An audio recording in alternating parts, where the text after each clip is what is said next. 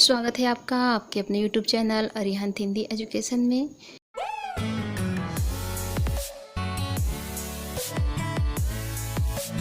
यदि आप मेरे चैनल पे नए हैं तो प्लीज़ मेरे चैनल को सब्सक्राइब करें, लाइक करें, शेयर करें और कमेंट्स भी करें। तो चलिए बढ़ते हैं आज के विषय की ओर।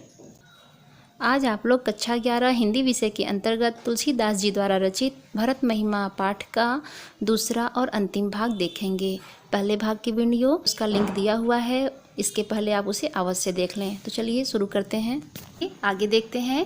तिमिरु तरुण तरनहि मकु गिलई गगन मगन मकु मेघ हिमिलई कोपद जल बूढ़हि घट जोनी सहज क्षमा बरु छाड़ सोनी मसक फूक मकु मेरु उड़ाई होई ननि प्रमदु भरत ही भाई।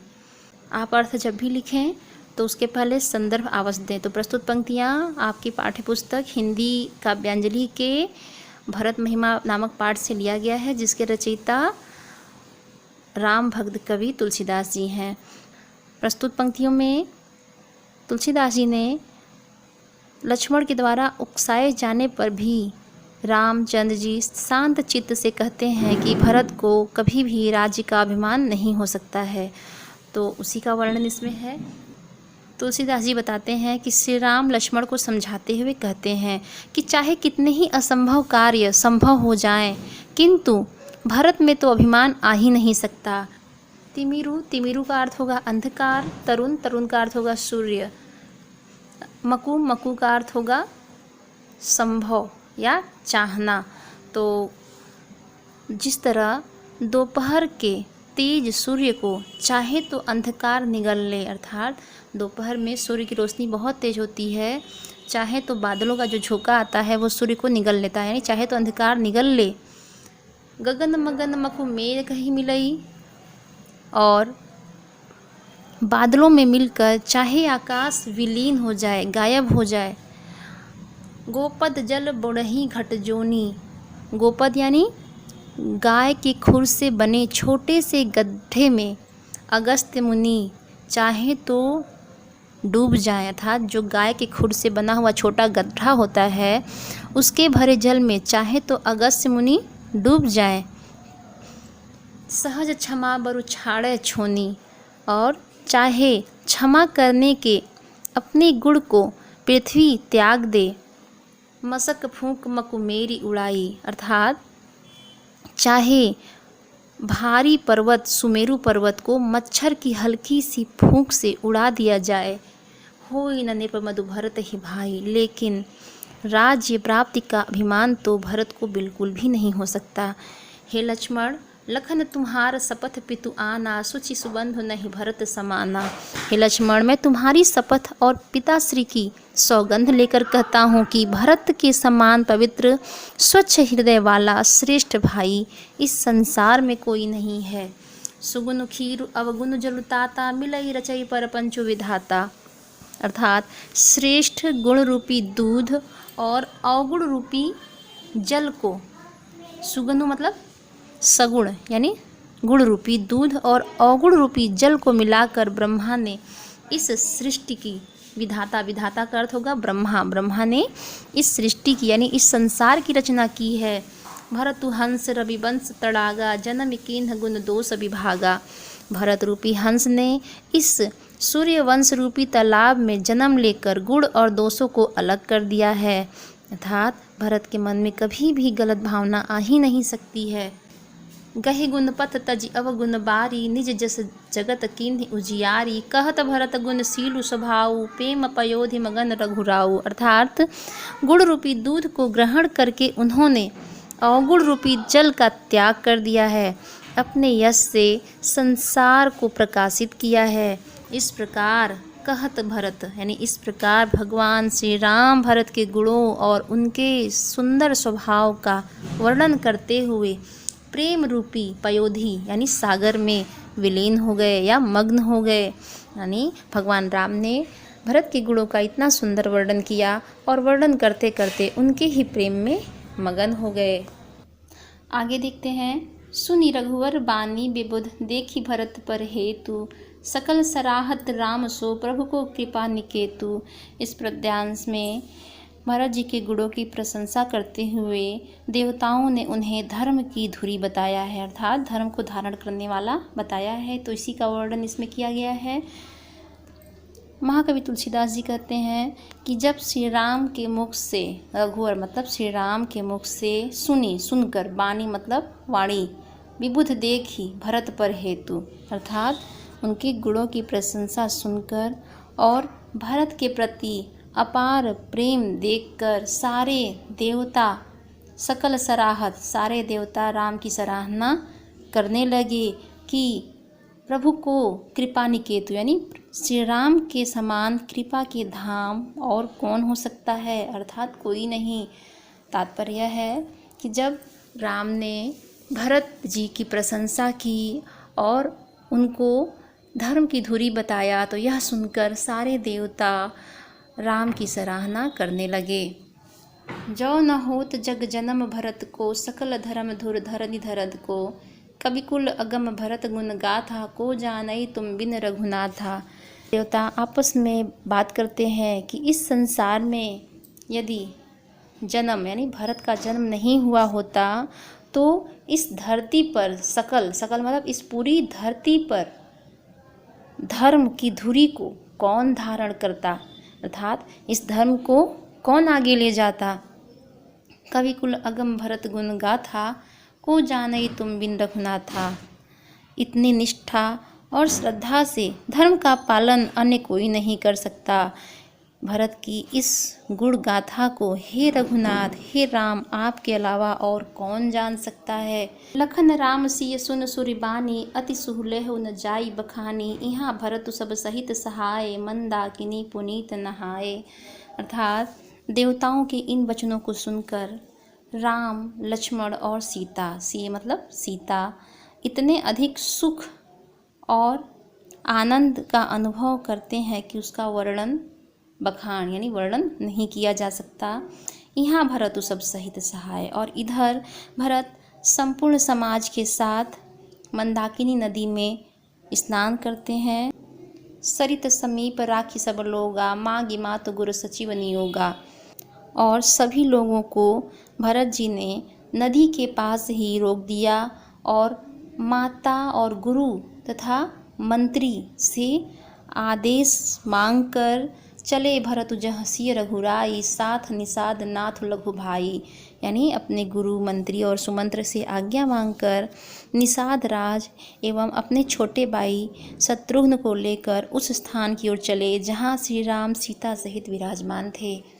समुझी मातु कर तब सकुचाही, करत कुतर कोटि मन माही, राम लखनु सिय सुनि मम नाऊ, उठी जनि अनत जाहि तजी ठाऊं। अर्थात उनके मन में तरह तरह के तर्क और कुतर्क चल रहे हैं कि अपनी माता की करनी को वो याद कर रहे हैं, यानी समुझी मातु कर्तव्य, यानी अपनी माता के करनी को याद करके अपने मन में कोटि का अर्थ होगा करोड़ों, कुतर्क मतलब कुतर्क यानी तर्क और कुतर्क, यानी जब वो उस स्थान की तरफ जा रहे थे तो उन्हें अपने माता की करनी याद आ जाती है और उनके मन में करोड़ों तरह के तर्क और कुतर्क चल रहे थे और मन ही मन वो सकुचा रहे थे। राम लखन सी यानी राम लक्ष्मण और सीता कहीं मेरे नाम को सुनकर इस स्थान को छोड़कर कहीं और न चले जाएं, यही चिंता उनके मन में बार बार आ रही थी। आगे देखिए दोहा। मातु मते मोहु मानि मोहि, जो कछु करहि सुथोर, अघ अवगुण क्षमि आदरहि, समुझि आपनी ओर। यहाँ जो है तुलसीदास भरत जी के मन में जो तर्क और कुतर्क चल रहे हैं उसी का वर्णन है। वो राम की तरफ तो जा रहे हैं लेकिन उनके मन में शंका बनी हुई है, तो इसी का वर्णन है। भरत जी अपने मन में सोच रहे हैं कि मुझे मोह मतलब मुझे माता कैकेयी के पक्ष का मानकर जो कुछ भी श्री राम जी करेंगे, जो कुछ भी वह थोड़ा ही होगा। थोर मतलब थोड़ा ही है। अघ अवगुण क्षमि आदर ही, समुझी आपनी ओर। लेकिन फिर भी मुझे विश्वास है कि मुझे अपने पक्ष का मानकर मेरे अवगुण को क्षमा करेंगे और मेरा आदर ही करेंगे। तो जो परी हरहि मलिन मनु जानी, जो सन्मान ही सेवक मानी, मोर शरण राम ही कीर्पन ही, राम सुस्वामी दोषु सब जन ही। भरत जी राम जी से मिलने के लिए जाते समय अपने मन में विचार करते हैं कि चाहे वह मुझे मलिन मतलब मैला यानी मलिन मन वाला जानकर श्री राम चाहे तो मेरा परित्याग कर दें और चाहे तो अपना सेवक मानकर मेरा सम्मान करें। मोर शरण राम ही की पनही, पनही मतलब होता है जूती या जूता, यानी मेरे शरण में तो केवल उनकी जूतियाँ ही हैं।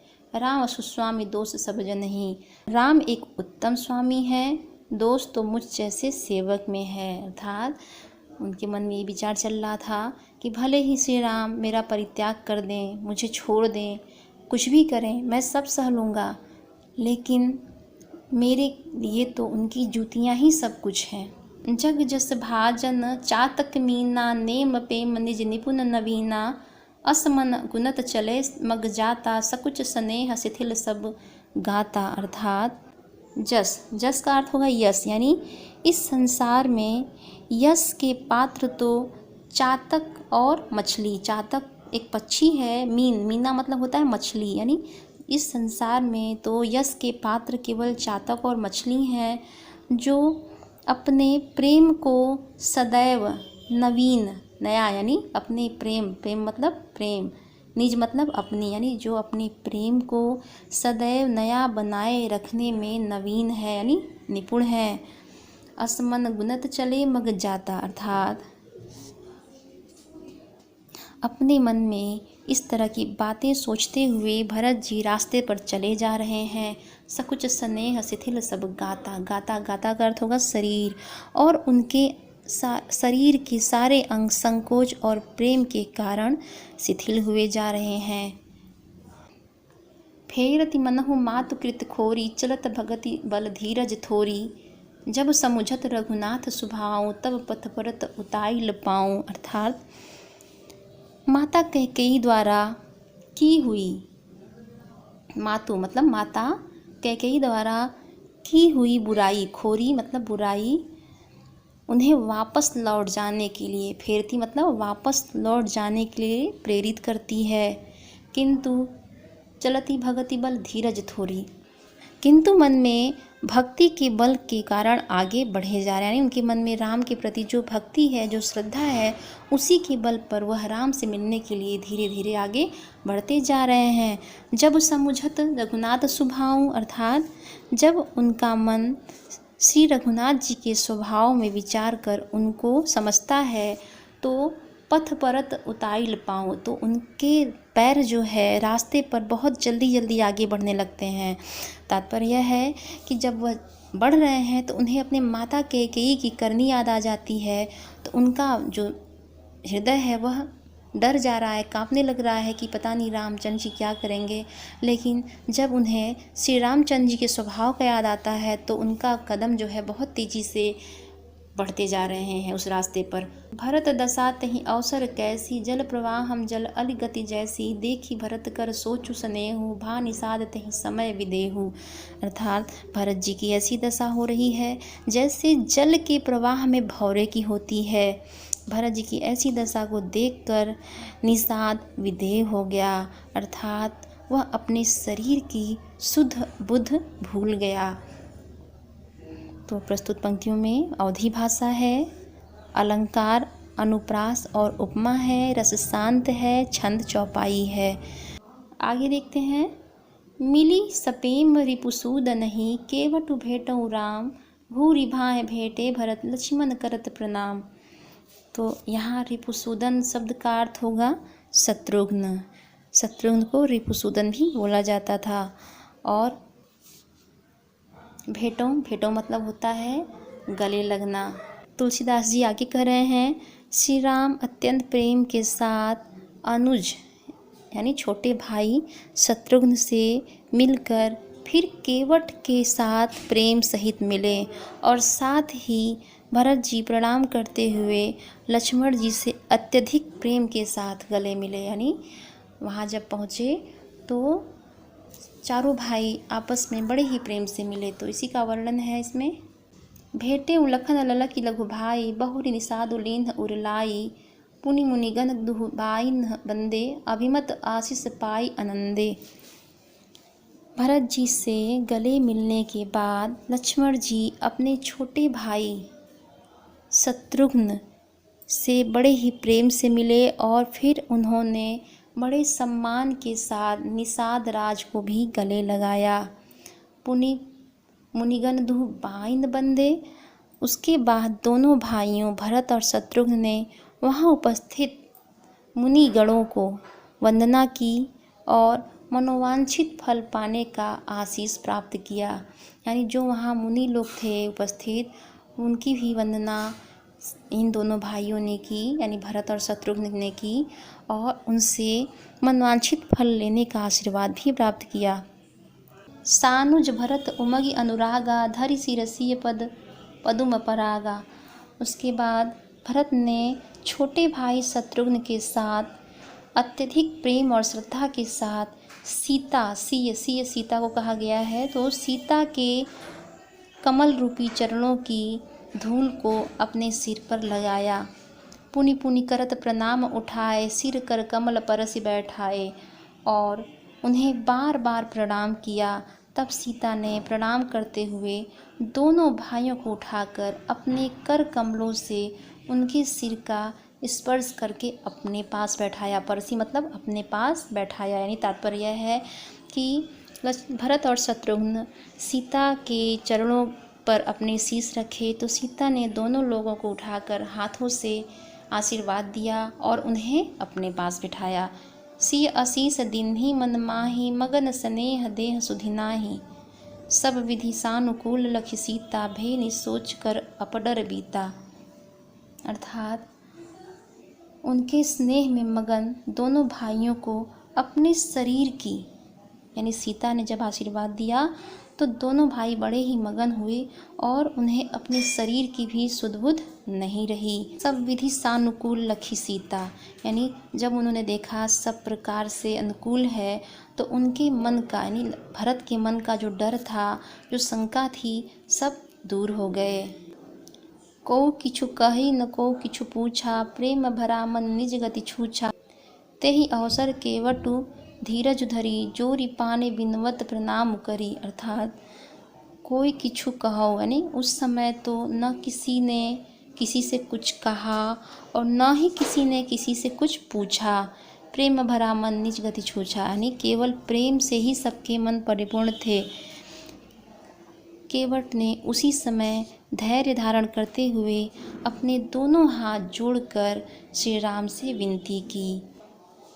नाथ साथ मुनिनाथ के मातु, सकल पुर लोग, सेवक सेनप सचिव सब आए विकल वियोग।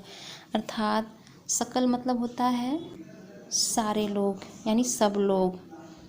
तुलसीदास जी आगे कहते हैं, केवट ने श्री राम से विनती की, हे प्रभु, हे मुनियों के स्वामी, वशिष्ठ जी के साथ माताएं, नगर निवासी, सेवक और सेनप का मतलब होगा सेनापति, यानी सेनापति और मंत्री, सभी लोग आपके वियोग से व्याकुल होकर आपसे मिलने आए हैं। सील सिंधु सुनि गुर आगवनो, सिय समीप राखे रिपुदवनो। चले सबेग राम तेहि काला, धीर धर्म धुर दीन दयाला।